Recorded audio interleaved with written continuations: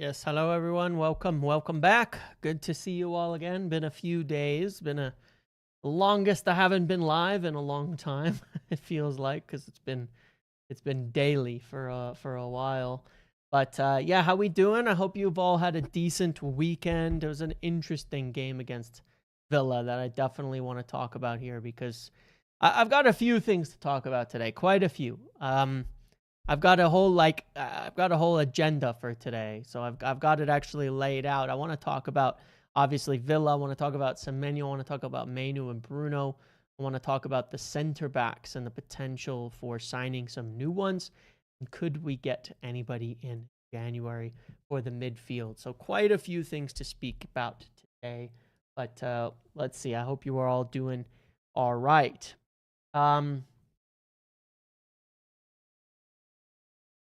Yes, I hope everything is okay. Thank you. Good to see you all here. And Semenyo play in the midfield, also percentage to United. I'm going with 65 right now. I don't know. I'm feeling pretty good. I don't know. I'm feeling pretty good. I'm going to be honest with you guys, kicking things off with the whole Ugarte thing. This is what I'm talking about. Okay? Because it's so funny to see the takes around Ugarte and his performance in that game.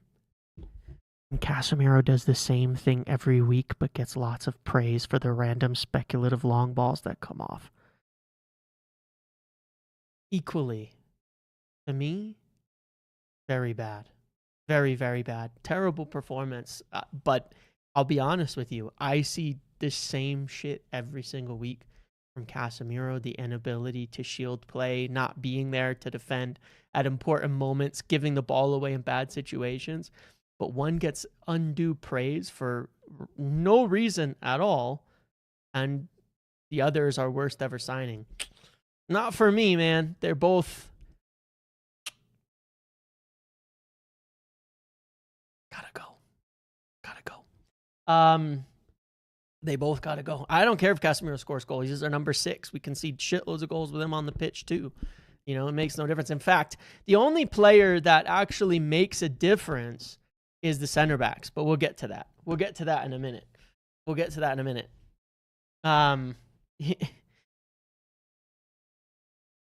No, they are random. They're very speculative. That's why it's such a low percentage completion. But we went through all of this, and like I said, I would ask anybody to join the Patreon, and we'll do it again next week on the Boss, let's talk numbers. Because you'll see percent what I mean. on Semenyo today. How are we feeling in terms of 65%. confidence? 65%. I think it's a little up from the last time we spoke because Tottenham are out of the race. It's getting closer. We're hearing about decisions. It used to be City were in the lead. Now nobody's saying that. I'll talk about Semenyo in a bit more detail in the right section, okay? Because I want to give my understanding of the situation accurately, and all of that. But let's get into Villa. Let's start with that since we're sort of on the subject. Wrong one. We're sort of on the subject. We're sort of on the subject of Villa, and we're sort of on the subject of the game and talking about Ugarte and all that. Because here's the point, right? You watch Lisandro step into that number 6 role, okay? You watch Lisandro step into that number 6 role. There's no way you can watch Lisandro, what he did in that game in that number 6 role, and go, Casemiro's been good. What Lisandro did in 45 minutes there was so much better, it's not even funny. The way that he broke up play, the way that he could dribble out of pressure, the way that he could pass the ball through the lines without it being hopeful speculation, the way he didn't give away the ball cheaply in horrible positions. And it wasn't like a spectacular performance. That's what it looks like when you have a competent footballer, on the ball. You know what I mean? That's what it looks like when you have a competent footballer, right? That's the difference. That's the point. I'm not saying that Lisandro's the long-term option. I'm saying that's what it looks like when you have literally an average player at number 6. An average player at number 6. Lisandro's good on the ball, certainly, but he didn't really do anything crazy. And he wasn't like he doesn't have these crazy legs out of possession. He doesn't have this crazy running out of possession. He doesn't have all of that. But he still looked Looking so forward much to more better. videos as we approach Jan. Love them up. Merry Christmas, James. Neves, Gui, Semenyo equals the dream, Jan. Yes, that would be really good to get those three. I mean, I love those three. And thank you very much, Anthony. That would be great. Stuart with 10 gifted memberships following it up. Merry Christmas to Anthony. And thank you, Stuart, as always, for supporting the community and the channel. Thank you so much, friend. It really means a lot.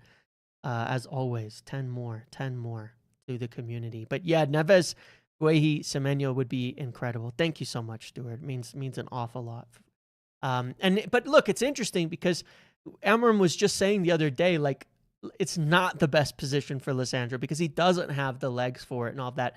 But here's the thing, right? Number one, when we talk about our squad at the moment, I don't think Ugarte's a 6 in the first place.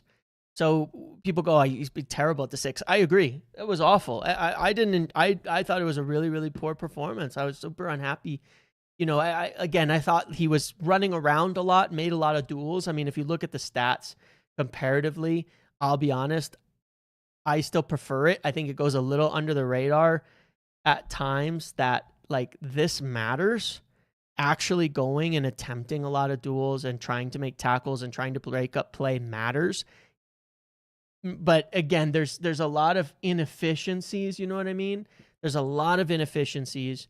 And at the same time, you know, he gives away the ball in cheap positions and is often not there shielding the defense. But he's not a good 6. He's not. He hasn't been at his time. And at this point, unfortunately, it's been mostly a failure there. But I will tell you, we went through all those goals against Bournemouth, and Casemiro wasn't there for any of them either. He did nothing to prevent them, and he could have. In every one of those first 3 goals, he could have done better to prevent them, and he didn't. When I look at Lissandro, and I watch him play, I go, there's a footballer. And it's not even his position, but he does so many of these basic things right, you know? And a big part of it is just being comfortable on the ball. Like, we don't have midfielders that can sit on the ball. You know what I mean? We just don't. And I think that Lissandro performance displayed to me just how bad it's been in our midfield. Like, just how bad the performances have been. Yes, for Ugarte, and absolutely yes for Casemiro. And I can't believe if people can't see it yet. Because it was like crazy just how much better he helped us be without Bruno Fernandes in the game. That's the bigger part of this too, realize for a moment here. We lost Bruno Fernandes at halftime, and we were still good in the second half. We were still getting the ball up the pitch. We were still progressing it. We were still creating chances. We were still improving because we had in our midfield then with Lissandro a player who was comfortable playing out of the back, comfortable playing out of pressure, comfortable going through the lines, comfortable moving the ball forward. We didn't need Bruno in the same way that we did before, and we didn't turn the ball over in dangerous positions, like, at all. You know, it was quite interesting. So I was like, to me, it was like, wow, you know, it just goes to show just how much it would help getting any average level number 6 into this team, because the levels of performance in the midfield are on the absolute floor to me. I cannot believe we are giving any praise in that number 6 position at any point in time, because what I saw from Lissandro is better than anything I've seen from Casemiro this season. And it's not even close, to be honest. So, if Lissandro can do it, I don't understand why Kabi could not do it, though. Well, here's the thing, right? We saw Kabi do it against Bournemouth when he came on, and they said the same thing. It was much better than Casemiro's performance. Much better, just by doing the basics. It wasn't perfect, and one of the problems Kabi has is he doesn't have the passing range. Like, Lissandro has that through the lines pass. Kabi doesn't quite have that as well, but he's a very good dribbler. And it's like, you know, surely the 15 mil it's wild. reported fee for Neves would be a no-brainer. Also, could Liverpool come back into race with Isaac now out for months? Could they? I mean, it seems silly, right? A couple of things on that. The problem with Neves is never the price. It's do they even want him? They have not made any expression as of yet that they want him at all.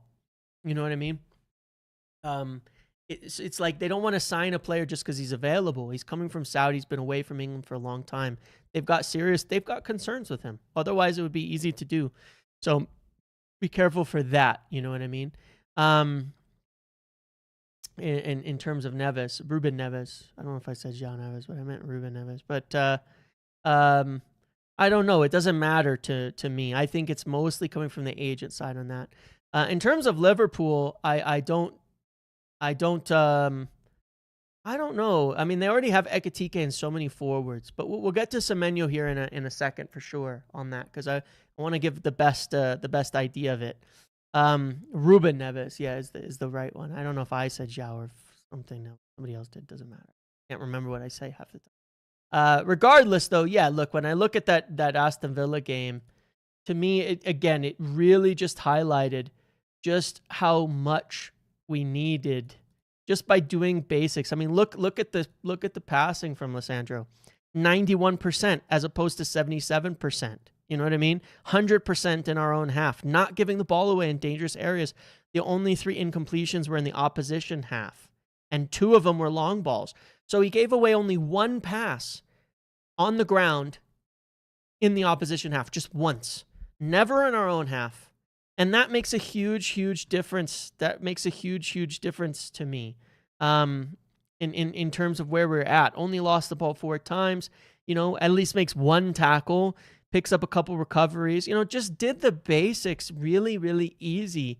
And that's all we needed, in that position from him. So yeah, I mean, I was actually came away from that Villa game really encouraged, because what I saw was all those players missing, all those players gone, losing Bruno at halftime. And it felt like the team didn't really miss a beat. You know what I mean? It felt like the team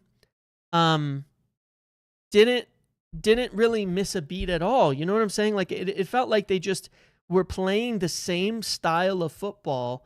And I feel as though we've maybe finally hit the point as a club under Amorim where we've seen these improvement in performances where we actually have a system. Like, I think it goes really under the radar. We have a system. We have a system that moves beyond a couple players. Also think we're only 2 mids and a LWB away from being in top 4 ace for the foreseeable and either a title push. Well, sure, we're 3 points back of top 4 still, right? And if you look at the last couple of games, we could have very easily picked up those points if we finish our chances. I mean, Cunha should have put 1 away. Šeško should have put 1 or 2 away quite easily. Rodgers scores 2 goals from 0.03 expected goals. You know what I mean? Like, he scores 2.03 expected goal chances that we should never have let happen. And besides that, Villa did nothing by way of creating good chances in this game. We were just it was so foolish and naive defensively. It's like, but look, I'm not going with the ifs. We should be this good. This is who we are right now.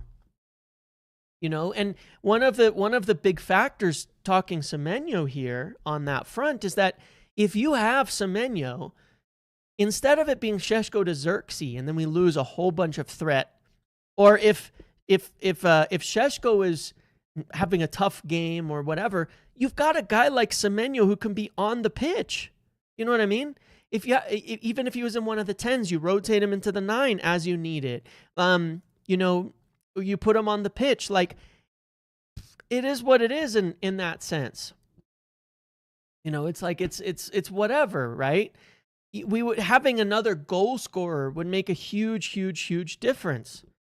It would be a huge difference. But look, when I look at the Villa game, my takeaway is this, right? Here's my takeaway from the Villa game in general. Number 1, listen, 2 things, okay? People want young players. You can't ask for young players and then question results. Because why did we lose that game? You could practically point to Lenny Yoro alone.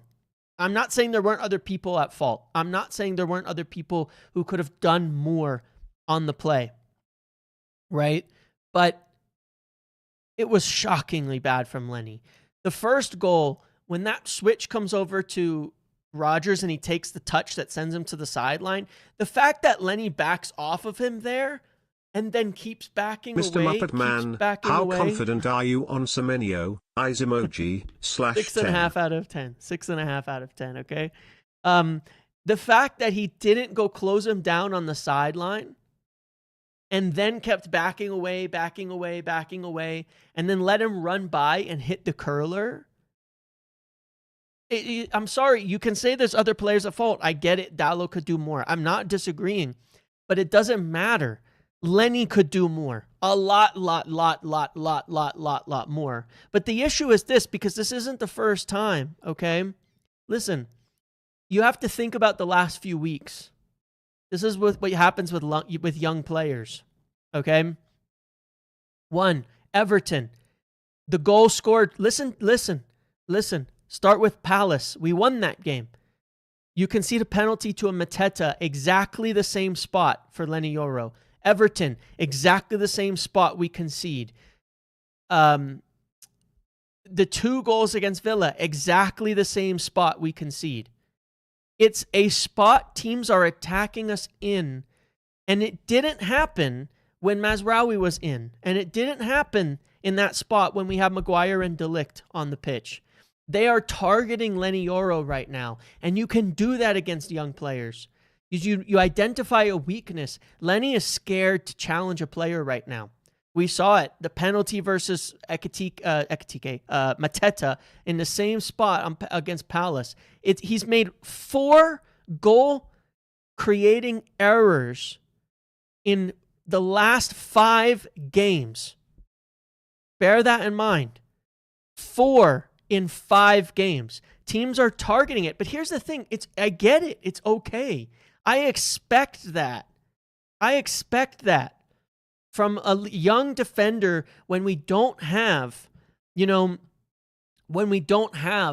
experienced players. I expect they're going to make mistakes and have those errors. Right now, we're paying for it because we don't have any other options. We don't have any other choices. It's okay. I expect Lenny to make mistakes, just like I expected, Heaven, I think, was poor defensively for the Bournemouth goal that Semenyo scores, right? He doesn't come over and close it down. I expect that from young players, so I don't get mad at them when it happens. It's unfortunate. It sucks. We're dropping points because of it, but you expect it.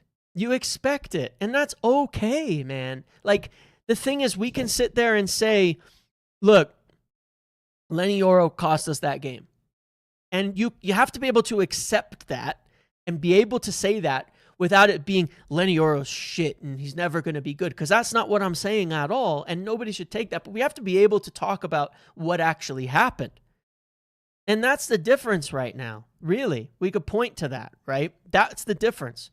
So the performances have been getting better. The direction is better. A lot of stuff is better, but we've got really young defenders, and center back is probably the latest blooming position in football. No, it takes center backs a long time. Look at where Rio Ferdinand was at 20.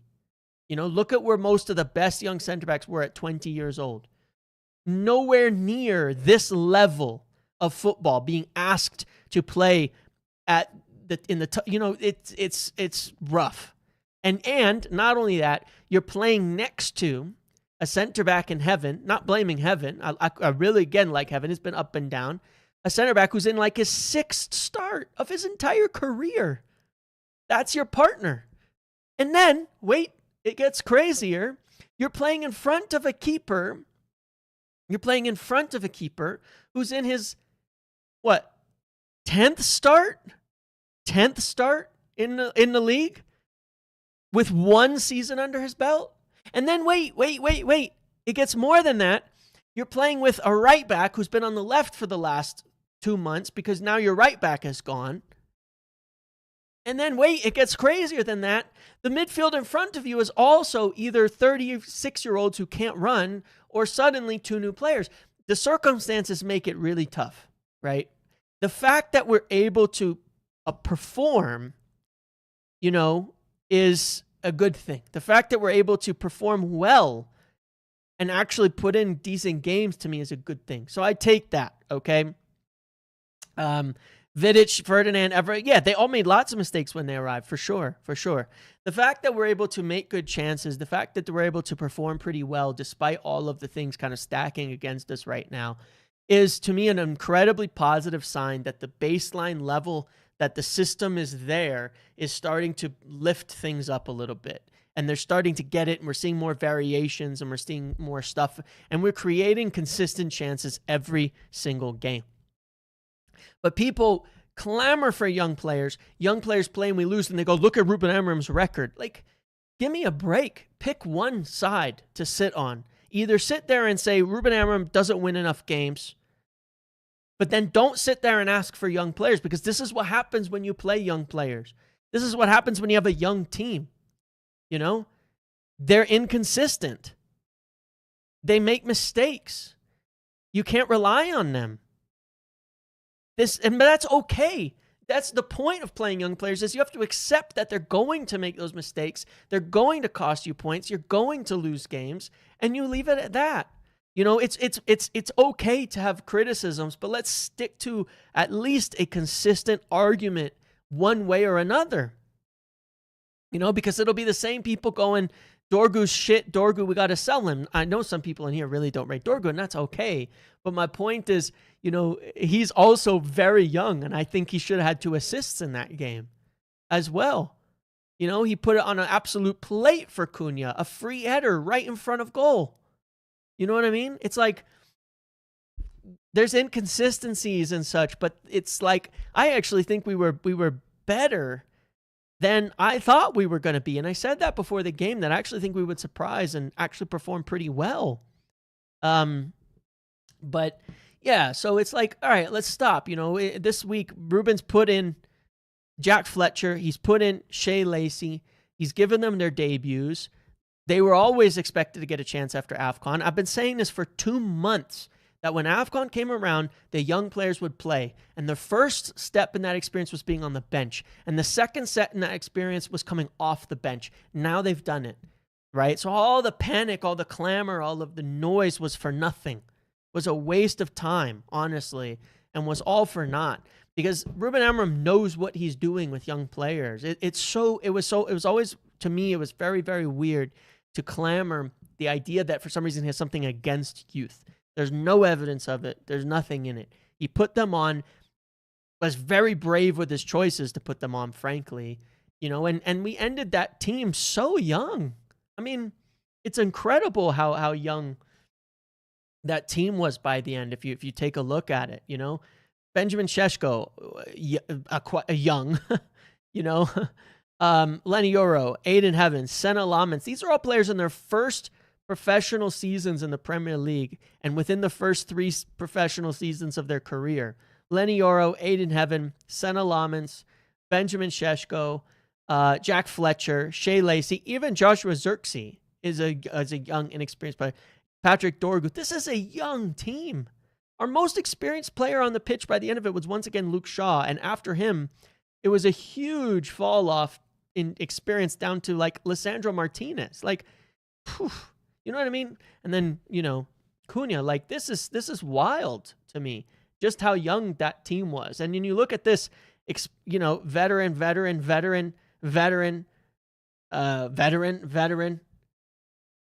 somewhat newer, Lindelof, Konsa, Matty Cash. Like, this is a team of experience. That's why they can consistently grind out results. But look at the level of experience, how long they've been in the Premier League, how long they've been playing compared to the team that we ended up with. You know what I mean? Like, there's just a huge, huge gap in the levels of like experience on the pitch. So I think that was kind of amazing to see that actually in that respect, and was quite eye-opening, Xerxes older than, Rogers is just better. Xerxes a bit inexperienced for his age, but yeah. It's still a very, very, very young team.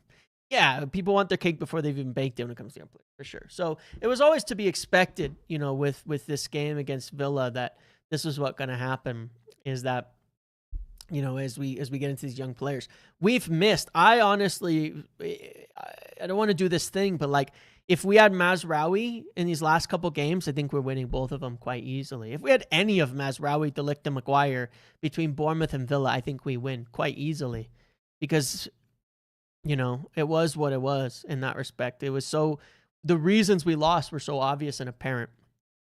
But it's okay. I came away from the game feeling very positive. I'm quite surprised how many people came away feeling positive too.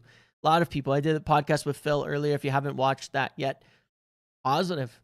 A lot of people in the Discord and Patreon, things like that, are a lot of people that are on the opposite. Mostly doubtful. And Ruben are saying it's funny because we've just had a loss and a draw, and people are more positive than they've ever been on Amram, because we're starting to see something. And I think that what these games highlight is just that we're lacking in the quality of players. That's really all that there is to it. We're lacking in the quality in certain key areas, and that's what's going to hurt us. And speaking of which, of course, then we have Antoine Semenyo. So this is the information as far as I know it on Antoine Semenyo. It would be, the way I understand it, United feel pretty confident that they have laid out a very, very strong case in terms of why Semenyo should join. In terms of the positions, how he would play, where he would play. They think, I believe that they feel they've got the best football case for Semenyo. In terms of, the most minutes, the most ability to get on the pitch, the most being integral part of the team and all of that. Because we've got so many positions for him, because we've got a wing position that he can play in terms of the left side, even if we switch to a 4 at the back, he can immediately play in the 9 in the left wing position and all of that. There's so many spots for him to play. And as far as I know, I believe United feel that very strongly that they've made the best case and a convincing case from a football standpoint as well. So I think United feel pretty good about this. That's my read on the situation anyway, from what I've heard. I think they feel pretty good about this whole thing. I think they think they've got a serious shot. And like I said, when you look at the news reporting, it was City were firmly in the lead to suddenly, nobody knows. And my personal take, based on the info I have and what's available, my take is this. I think that if Semenyo didn't want to join us, we would know already, because why would he not? You know what I mean? He wanted to join us before. The football reason wasn't the issue at that point in time. The price was, the cost was, there's some other factors involved. I think that, I think that what he wants, I think that what Semenyo's people are doing, which in this case I think is totally fair, is I think that his people are again, this is purely my opinion, read on it. I have a decent sense of things, but I think this is just my read on it, is that he wants, keeping City in is good too. I think you've got it the exact opposite shenanigans. I think that people. Here's the thing: more often than not, once it gets to this kind of stage, it's not us being kept in to get better wages from someone else. It's the other way around. I think that he would like to keep City in because we couldn't totally come to terms with him in summer, and it gives him the best deal for us. If he wanted City, they're probably going to offer the most wages. They're obviously in a better position in the league. I think we know already, to be quite honest. I think he'd like us to make sure he's getting the best deal possible.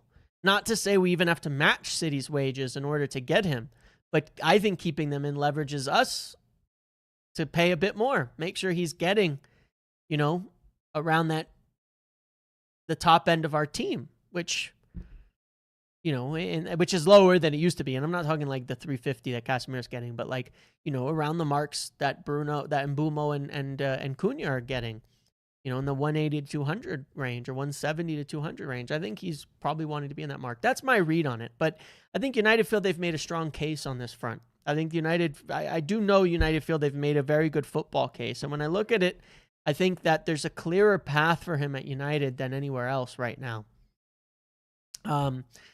Stage payments. Yeah, I mean, look, whenever you get to release clause, if we are getting full priority, we will approach Bournemouth and look to pay it in installments. We always do that with every release clause.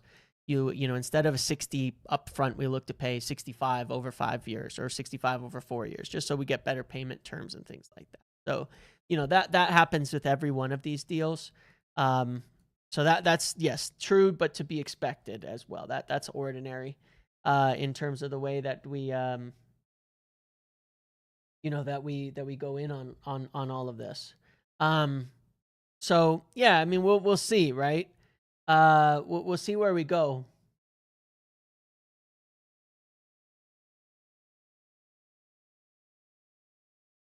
We'll see where we go at this point in time with it, but I think United feel pretty good. Obviously, Liverpool, as far as we've heard reported, have not really been in the race as of yet. We are not far away at all. 2 CMWB and CB patience. Yeah, I mean, I agree. We haven't, I agree. I think if we add those positions, it makes a massive, massive difference. So I think that would help. I think that would help quite a lot with Semenyo, because again, I think you add Semenyo to like the team we had yesterday when some others goal scoring isn't coming off. Like the change from Sesko to Xerxes really hurts us.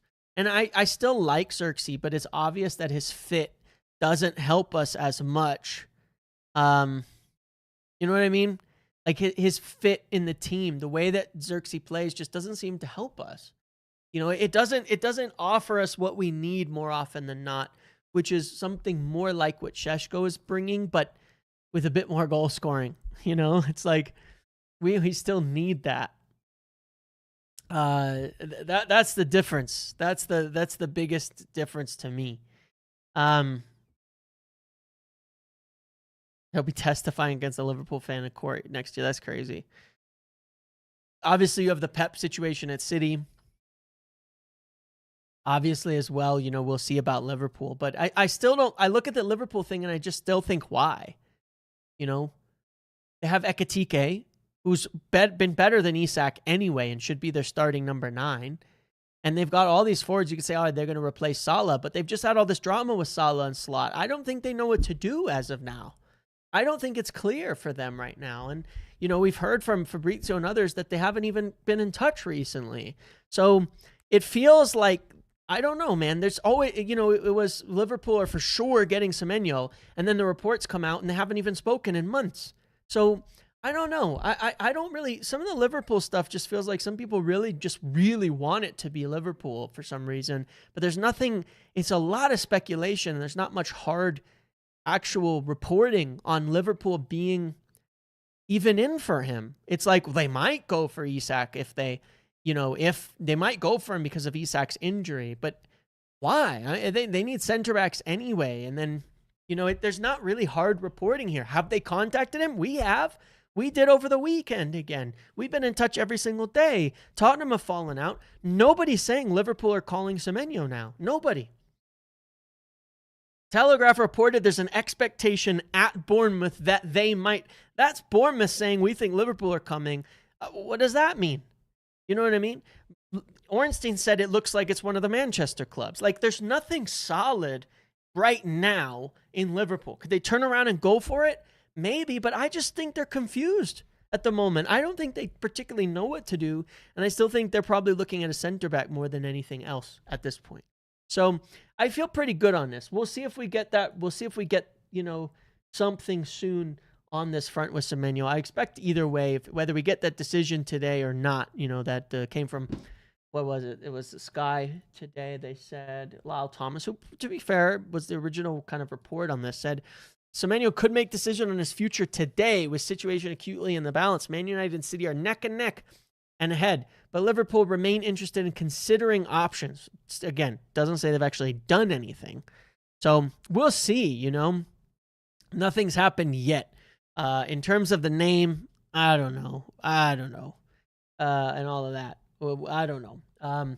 You know, there's been a lot of other stuff about Semenyo and United at the moment. I personally feel pretty good on it.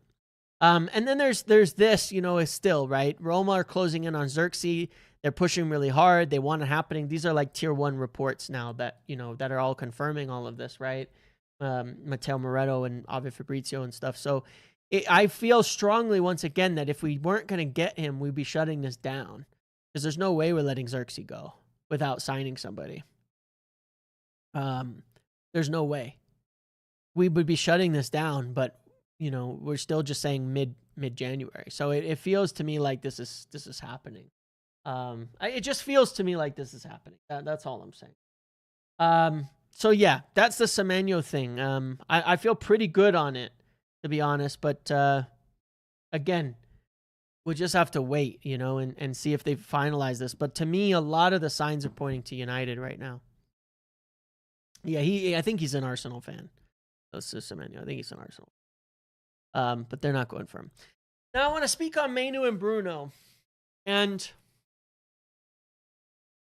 I'm going to be honest with you guys, as I do from time to time.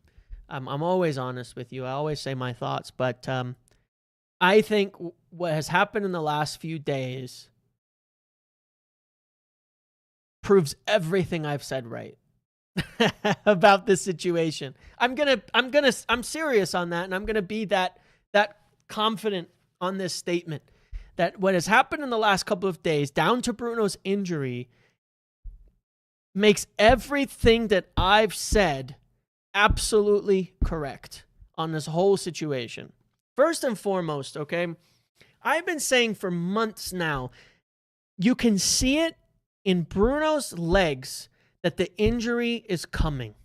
And people get so emotional, they can't, they take it as a criticism. They take it as a like, oh, Bruno, you're saying he's shit. You don't know what you're doing, but look at the flashy passes and things like that. It's been so obvious, if you can separate the emotion from the player, that Bruno's legs are going.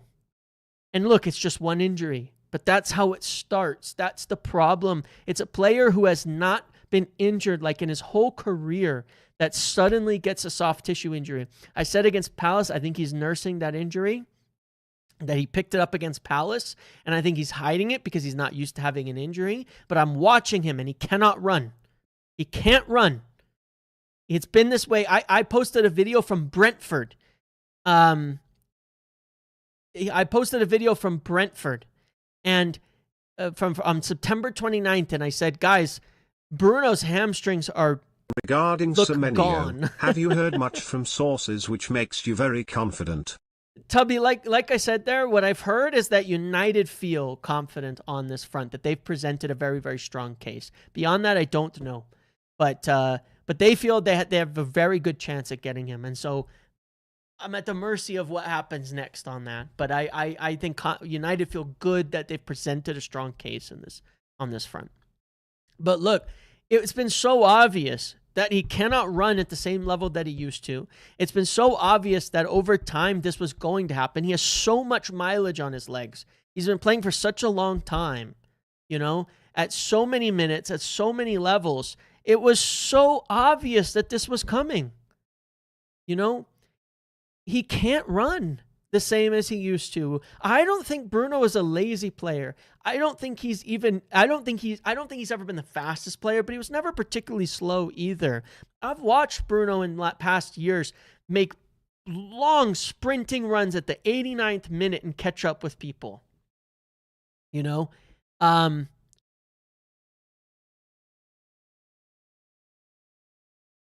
he can't do it anymore. You know, I showed that thing against Everton with Idrissa Gueye, and where he got turned by Gueye and lost 15 yards to him. And it was in the first half. And he lost 15 yards to him over the pitch. It's been coming. It's been coming. It's been so obvious. And, you know, and it's like, I've said this before, but people, if you can't see the decline in Bruno physically, then you got to open your eyes and let This go might of the be a emotion. blessing in disguise for Bruno. It could be. It could be some rest and things like that. You know what I mean? Like, you've got to see it. You've got to see it. Let go of the emotion and look. And if you watch Bruno's performance, obviously he still has the magic. Obviously, we know he still has an incredible ability. So does Kevin De Bruyne. And so did Kevin De Bruyne. But Kevin De Bruyne is one of the hardest runners in football. I don't know if people remember this. Sometimes I talk to people and they act like Kevin De Bruyne didn't have a crazy work rate. The thing that made Kevin De Bruyne, to me, still one of the best midfielders of all time in the Premier League, which he is. I'm sorry, but he is that he wasn't just a creative force. He also had an insane physical engine. If you watch, especially those years in the 2010s, like 15, 16, 17, I think 18, like maybe it was 16, 17, 18, insane engine on De Bruyne, both ways. You know, always worked so hard on the pitch, right? When that leg goes, it's hard to get it back because you've been so reliant on that engine for such a long time. And it's dangerous. You know what I mean? It's dangerous at that point in time. But this is, to me, it's been obvious that this was going to happen at some point here because you cannot escape time and age. You can't. I don't care who you are. You cannot. And it's obvious when you watch the way that Bruno plays that he's been slowing down. He's been less combative out of possession. He lets players by him all the time. It's a huge reason for our struggles in the midfield. It just is, as good as Bruno's been. But on the flip side of that, if I'm Kobbie Mainoo, I'm sacking his advisors today. And if it's his idea, then his advisors need to wake up and earn their keep and start advising him properly because they are stupid as fuck, man. So stupid and so short-sighted because it was so obvious that with a little bit of patience, this could have happened. You could be right now. I get he's injured right this moment, and we'll talk about that. But if you had a little bit of patience and a little bit of foresight and a little bit of planning for your long-term career, instead of being so impatient, you'd be looking right now and saying, there's an opportunity here to grab this midfield position and keep it for years and to really take hold of it. But instead, you've put yourselves at the odds of the club. You've put yourselves at odds with fans. You've put yourself at odds with the manager and made it so much harder for you to get into the team now because of the gross impatience. And I think it's pure negligence on the part of his advisors. Absolutely awful. Absolutely awful advisement. Whoever is pushing it may have ruined his career when you could have seen this coming. I said at the start of the season, Bruno's legs will go. He's obviously fading. Give it time, and that position for Kobbie will be his if we can take it and grab it. And like Ruben spoke about all week, over the weekend, before all of that about young players, is stay and fight and get that role. He said he had big plans for Kobbie Mainoo, and the plans were that he could take over from Bruno in the future. That was always plan A for Kobbie Mainoo. And I told you about not making enemies out of people who aren't your enemy. And practically Ruben said those things word for word. One of the reasons I like him, he just seems to get me. You know? But he said that. He said, I'm not the enemy. I want the best for these players and the club. That's what I'm trying to do for them. And you may not be able to see it, but I'm trying to do that for them. You know? And I just think it's so stupid. It's so stupid, the advice given to him. I don't know who, one way or another, it was just, everything's been so poorly managed on that side. You know, that right now we should be looking at Kobbie Mainoo and saying he bided his time. He's been working hard. He's been doing this. He's been doing that. And he's ready to take over from Bruno. And this is the chance. And instead, I don't even know if Kobbie would play if he was fit right now. Because now you're going to get doubts as to whether he's even injured because the last time he played, you got this stupid thing with his brother. You know, you're getting all sorts of speculation around it. You got this, you got that. Some people are saying it's a week. Some people are saying it's weeks. You know, is it protecting him so he can leave in January now? And is he being given the Garnacho and Rashford treatment? Like, you're getting all that speculation because it's honestly up in the air. It's honestly up in the air, you know? And it shouldn't have come to this. It should never have been this way. It wasn't that long to wait, you know? And like Ruben said, stay and fight for your position. That's all he wanted. That's all he's wanted. And he's been right about that, you know? It's what Roy Keane said the last week. That's what should be happening, you know? So it's like, it's so ironic. And then the alternative, the other side of this, and I'm going to try to say this the right way, all right? I'm going to try to say this the right way, okay? Because I want people to get this point, because I think people will take this the wrong way. And I'll try to say it in words, because I've typed it out to people a few times. If you can't stay fit, you can't demand to play football. It's priority number one is availability. Imagine if you know, last year Luke Shaw was going, a manager's not picking me enough. Brother, you haven't been fit at any point in your career consistently. Imagine if Mason Mount was complaining about not being picked. Be fit. And be fit. Like, it's not that hard. You know what I mean? I mean, maybe it is that hard. And it's not necessarily your fault, but the point is, it's about the irony of this. You don't have a right to demand to play if you haven't been regularly fit enough to play. Okay? Kobbie Mainoo doesn't have the best track record of fitness. You know, if you take a look, obviously his first season, he was unlucky. Don't get me wrong, unlucky. But he picks up an ankle injury, misses half the season, right? In preseason. Okay? Next season, once again, he missed half the season with injuries, right? This is last year. You know, he got injured under Ten Hag after he only made it through September. He gets injured. He only comes back in November, right? Then he plays every single game after getting back fit, only doesn't start once. Then he gets injured again for 7 to 8 games. And the thing is that I'm not criticizing him for being injured. You know, maybe it's out of his hands. Maybe it's out of his control. There's nothing you can do about it. I'm not suggesting he doesn't work hard enough or whatever. I don't blame players for being injured. But you have to have some introspection and look at your career and say, I was already out of the World Cup qualifying for England. I got injured at the beginning. This is after, you know, I wasn't in the squad.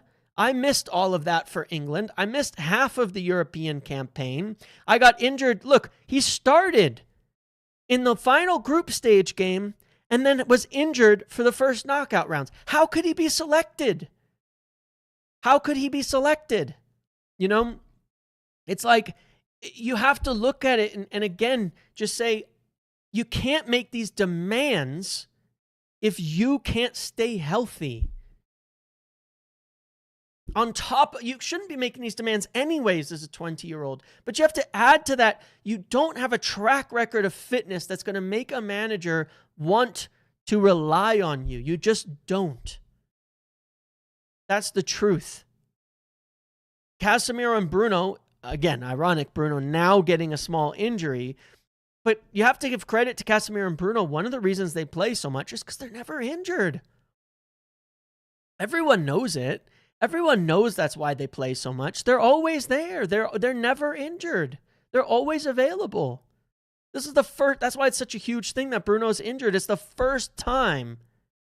It's the first time. And then you get injured the moment the spot is available. You can't, and I'm saying, I'm not blaming him for being injured, but the point is, look in the mirror and say, shit, I'm not healthy enough. how can I feel hard done by when the club needs me most and the guy I'm competing with is out and I'm not fit? You can call it bad luck or not, but it's nobody else's fault. It's not the club's fault and it's not Ruben's fault. Have some introspection and look and say, guys, got it. I got to do better. It's just the reality. It's frustrating, but this is the truth. And it hasn't been faced. Kobe started every game, basically, before he got injured last year. And if he's being held out, look, if he's not injured and he's being held out, if he's not injured and he's being held out for a transfer, then it doesn't matter. It's the same issue. If you hadn't done all this shit, you'd be in the team right now then. Either way, it doesn't matter. At the beginning of it, the fact is you had no right to those demands.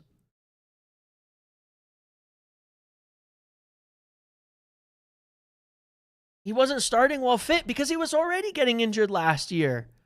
And he still isn't entitled to start when he's fit because he's 20 years old and he doesn't have the track record. None of them do. There's nobody with a right to demand to start right now, bar maybe Mbeumo and Ahmad or something. It doesn't matter. But historically, he doesn't have a record of fitness either. The point is, there's nothing there. It's really lacking in foresight, the whole thing.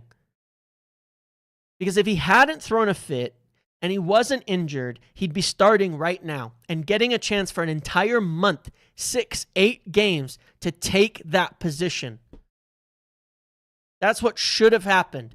Wait for your opportunity and take it. Wait for the opportunity and take it. He should be having that opportunity right now. If he's injured, bad luck. But then the fact that you can't stay fit at the right moments is also a reason why you can't be demanding the starting position. Well, whoever's fault it is, that's just the reality of football. And if he isn't injured, well, that's a consequence of your decisions, that you're being left out. So either way, it doesn't justify what has happened at all. In the slightest. And it's really disappointing. He's been so poorly advised on this. So poorly advised on this as a young player. I honestly can't believe it. And it really does bother me. It bothers me so much. I wouldn't get this heated about it and this upset about it if I didn't rate Kobe Mainoo. And I didn't want to see him in the team. But I feel every decision has been so bad. It's kind of like, I'm not going to compare it in the exact 1-for-1, but I look at it like Jadon Sancho, and I go, I watched so much of Jadon Sancho at Dortmund, and he was such an incredible player. You know what I mean? He really was. And I look at when he came to United, and I was like, all right, a little hard done by at times with selections. We brought in Ronaldo, this and that. But then I watched what he did. What was he responsible for? And I said, he gets into it. Ten Hag makes a comment, Why did you have to run to fucking Twitter? Like, okay, Jadon Sancho was set to start a game, and then he shows up late to training. Do I think he was treated kind of poorly by Ten Hag? Yeah, I think Ten Hag treated a lot of players poorly. But he showed up late when he was set to start a game. He made a choice. He did something stupid, as a consequence of it. So he still has to own that responsibility. He chose to respond to the manager on Twitter. And start a beef that meant he couldn't play at United anymore, even at that point in time. He made those decisions. I was very upset about the whole situation at that point too, and I was like, God, I really hope they sort this out. Because I felt that we still never even got to see Jadon Sancho. Instagram, thanks. To the Notes app or whatever, And I'm like, all right, whatever, man. It is what it is. And so he demonstrated that, and that frustrated me because I still think Sancho was an extremely talented player, maybe one of the most talented players to have turned his career to mush. You know what I mean? And that was really frustrating. He couldn't handle it. You know, he couldn't get himself right in the situation. You know, and that frustrated me. I look at Rashford. I think the situation is quite different in that respect. I wish it turned out better overall, but like, I don't know, man, it happens. I look at Pogba. I've seen a lot of the same shit happen.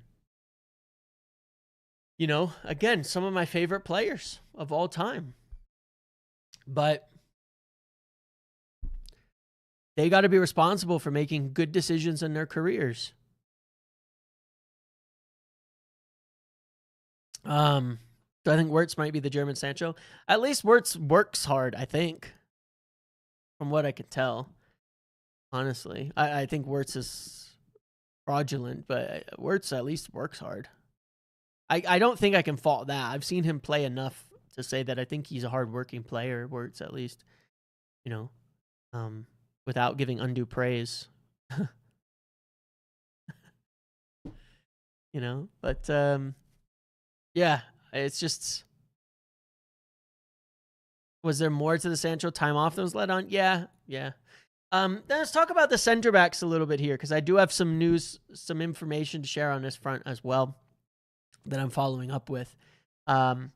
Obviously, we've seen in these last few games, we talked about it with Villa, that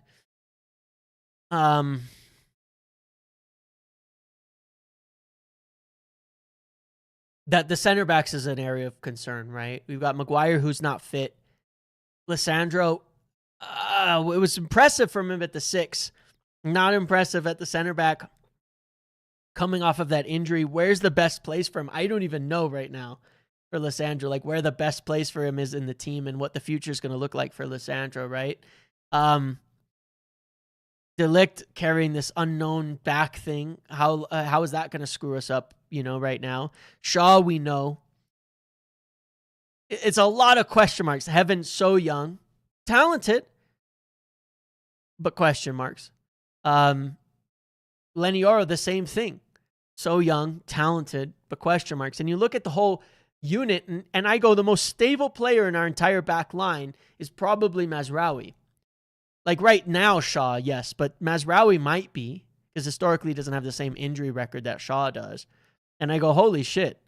Like, our center backs situation is crazy, and we need some more experienced players to add to this group. But not like old, but experienced. One thing I will tell you as a piece of information, take it however you want in terms of the long-term planning, because we know United have not really looked for specialists in terms of like wingbacks. But I'll tell you this. I know of 6. This is 5. This is 6. 6 center backs United are looking at that play in back threes.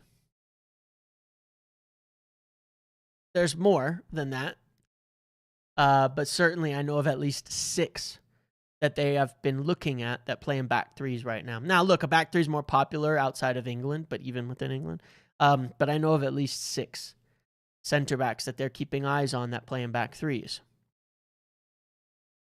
To me, it's a bit telling. And I know that even some of the ones that they've looked at that don't play in back threes are fairly flexible. Example is like Livramento is somebody that a lot of teams, including United, have been keeping an eye on. Now he's got an injury.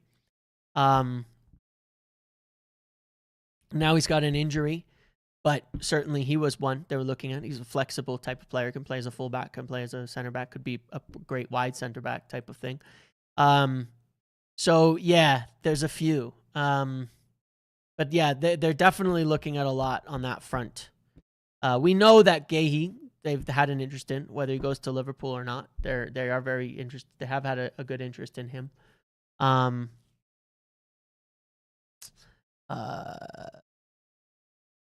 They've had interest obviously in the past in Bastoni, and certainly I wouldn't take that one away. We know that. There's names we've talked about for years that are still on the list. I can tell you that.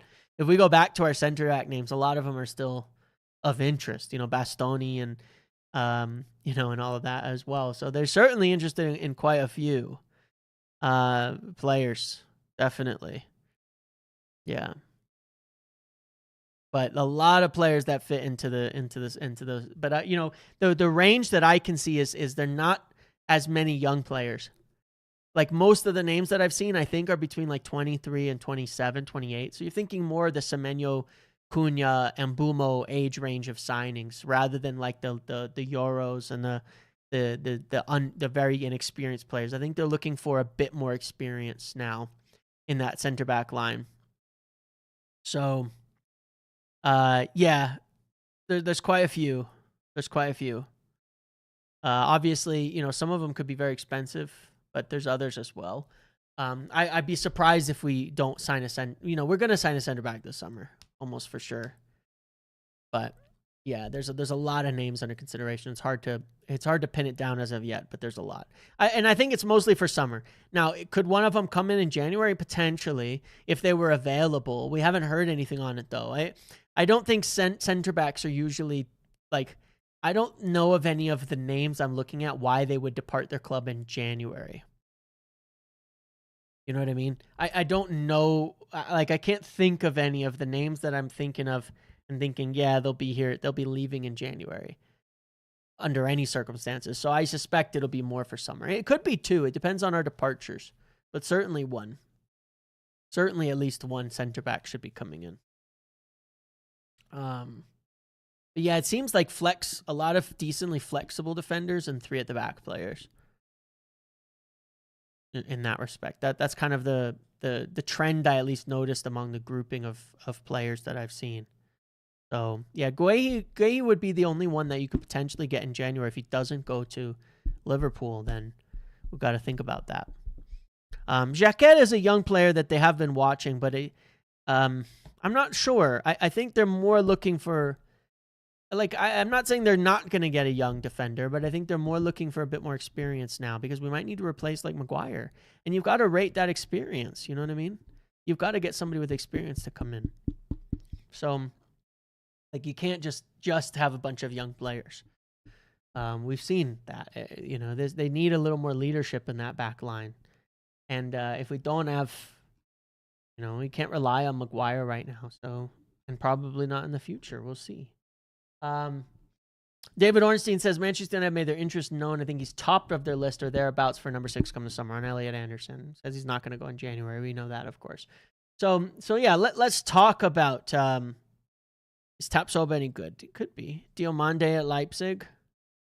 The winger. Isn't he a winger, though? That's not a center back, is it? Yeah, but I think slightly more experience at the center back is what's wanted now. I think moving forward, I'm not saying we won't sign young players, but I think we need a bit. I think they're looking at a bit more proven players right now for the next phase of things, which I think is necessary, especially when you look at we're going to be losing like Bruno and these guys, like, you know. Yeah, so let's talk about this January midfielder thing because, man, I've got names that we've looked at, obviously. Like, we have looked at João Gomes, Murillo at Forest. For me, a very good defender. I'd keep an eye on that one for sure. We've looked at names like João Gomes. We've talked about that for ages, but seemingly don't necessarily want to do it. We know that, you know, Anderson's top of the list. We know that Wharton and Baleba are still thereabouts, but that Brighton have been making it real difficult on Baleba. May not sell him at all. That Wharton is probably not going to happen. You know, until anything. But, you know, we've had the Athletics say we're not going to go for Gomez, even though I know we've looked at him. Could they change their mind? You know, following the Bruno injury, does that change things at all? Maybe. That is one thing we have to bear in mind now, that following this Bruno injury, could this shift the thinking a little? Potentially. We'll have to see about that. Potentially, yeah, potentially. We know the main names. We know João Gomes. I've talked about, like, you know, some bigger names. There's more out there. I just don't know how realistic it is to get them in January. You know, and I don't know how much they are like first signings. You know what I mean? Like, there's other people who are of interest. You know, Wolves, I'm looking at them again and I'm going, can we not tempt them? I mean, they're still looking like facing relegation. They want to buy players. They want to do stuff. Can we not go back and get João Gomes? With this injury, can we not tempt them to sell for less and you know, when they're almost certainly going to lose him when they get relegated, like, and give them money that they can go spend and have a shot at trying to carry themselves up. I don't know. It's just, I don't know. They also sacked, didn't somebody just get sacked from Wolves? I feel like they just sacked somebody in their hierarchy. If one of the reasons we weren't going for Gomez, if one of the reasons we weren't going for Gomez is because of something Wolves were asking, well, they've just sacked someone, if I'm not mistaken. So maybe this is going to change. You know what I mean?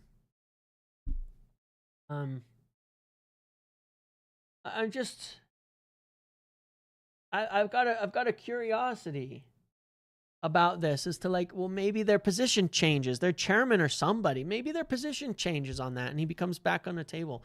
Like I said before in Ruben Neves, I feel it's mostly agent talk because we've yet to have any confirmation that United are actually interested in him. Just a lot of talk of him leaving.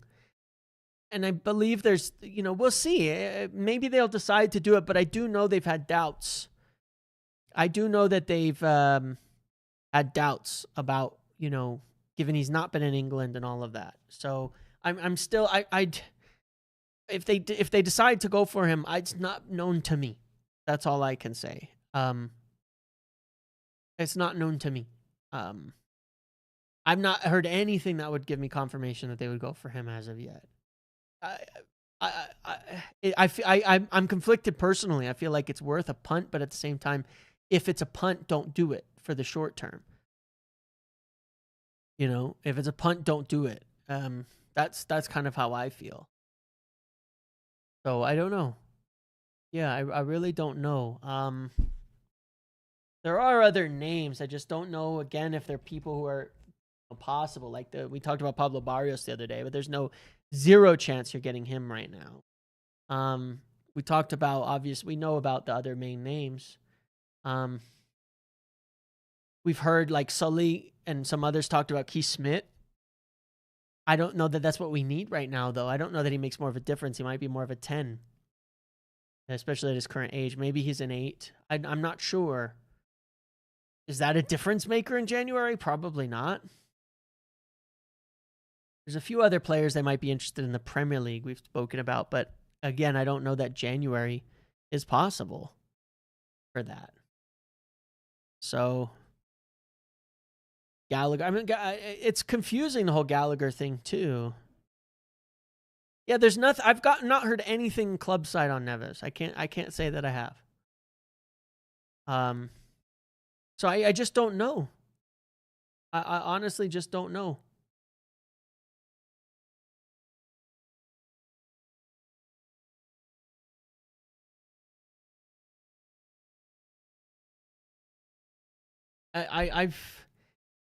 We just got this injury. Like if you'd asked me last week, I'm thinking no midfielder, but maybe we try again, poke around our top targets. I think we did poke around Baleba some more, and the Brighton message was even worse than last time. And that's put us off. But we're still hearing about Kobe maybe. I think the next days are going to be really illuminating on the whole Kobe thing. And I think that's what's going to tell us whether we're going for somebody in January. Who can we get? You know? Because that becomes the next question. There's a lot of names. I wouldn't be surprised by any of them. A lot of these names if they come up. But yeah, I just don't know. It doesn't feel like necessarily like anything is close on that front in terms of a target. I would love a secret bomb overnight, like that would just get in somebody out of the blue. That's just crazy. I would love it. Somehow we pull something off. But yeah. Sorry to sound desperate. Ruben has showed he can coach. He needs better players for sure. Yeah, like Ederson. Like Ederson. Why not? Ederson to me is the most, like, if you could get Ederson for 30 or 40 million, it's just like, Why not? You know, why wouldn't we give that a shot? No. So we'll have to wait and see on this front. I wish I had more to share on this. I mean, I've said for a while now on Semenyo leading up to this that we would make this move, and we have. The midfield's always been more confusing because we've really wanted to poke around and see if we could get one of our top targets there. Semenyo was a top target, and he's available. That release clause changes everything. We wouldn't be going for Semenyo in January if he didn't have this release clause, because he wouldn't be obtainable. You know, but that's the issue. We only want long-term targets. And I get that. But can we get somebody that we want in summer now? Because that's the only way a deal is happening. Can we get somebody we want in summer now? And who would that be? We know a lot of the big names, because that's what we need, is big midfielders. Pablo Barrios, yeah, that's it. Again, there's others. There's a couple more in the Premier League. Talked about maybe a couple at Newcastle, but we can't get them. Might be one at Sunderland, but I don't know if that's possible. I don't know why they would sell right now. You know?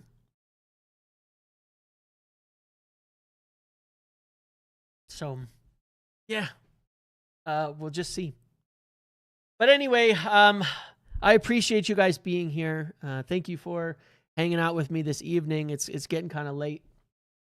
It's been a long one. Good to be back. Sad I missed the game and the normal, all of that kind of stuff, because it would have been fun. But obviously, tomorrow I'll be back with more videos and stuff.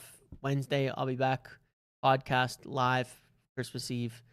I'll probably make a video that I'll record on Christmas Eve that I'll publish Christmas morning. That just like purely a transfer story. And then Friday we'll obviously do the pre-match, the game, the live, all of that kind of stuff and everything. So it'll be busy times, and I think in the next few days we'll know pretty quickly on what's going on all of these fronts. But yeah, we've got the Mainoo situation up in the air, the Bruno situation kind of up in the air now. How long is his injury really? Are